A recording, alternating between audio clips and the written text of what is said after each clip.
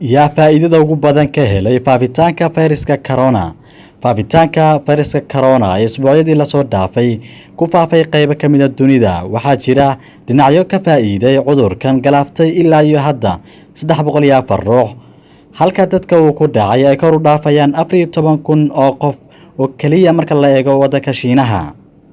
Shirkadaha sameeya maaskaraadada caafimaadka iyo gloves-ka gacmaha ayaa ah shirkadaha ugu badan ee ka faa'iiday faafitaanka fayraska dilaaga ee corona, maadaama ay dadku aad u iibsadeen. Dukaamada lagu iibiyo meelo badan oo dunida ka midana laga dhamaystay. Maaska iyo gloves-ka raadintoodu waxay kor u qaadeen saamiga shirkadda Alpha Tech ee dalka Canada laga leeyahay. Shirkaddan ayaa maaskeeda lagu iibiyaa gudaha Shiinaha. Shirkaddan saamigeedu waxa uu kor u kacay 70% intii lagu guda jiray bishii Janaayo, halka qiimaha suuqa shirkadda 3M uu kordhay 1 bilyan iyo 400 milyan oo dollar bilowgii sanadkan 2020. Sidaas oo kale waxaa ka faa'iiday shirkadaha cilmi baadhista tallaalka fayraska lagaga hortagi karo, sida shirkadda Novavax oo saamigeedu uu kordhay 72% intii lagu guda jiray bishii January. Waxaa la mid ah Infio oo saamigeedu uu kordhay 25%, halka saamiga shirkadda Moderna uu kordhay 5%.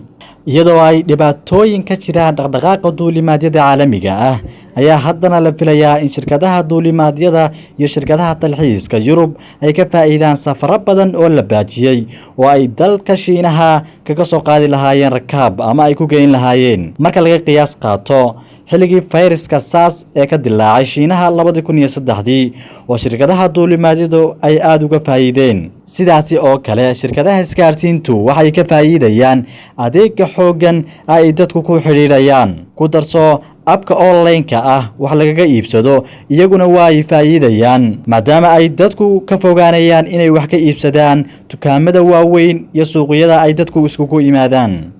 Inaan suuqa loo bixin oo muddo dheer guriga la joogo waxay ka dhigan tahay inay fursad u tahay shirkadaha madadaalada sida shirkadda Netflix iyo shirkadaha kale ee sameeya aflaanta iyo musalsalada internetka lagu baahiyo. Cabdulcasiis Meegaag, Goobjoog TV.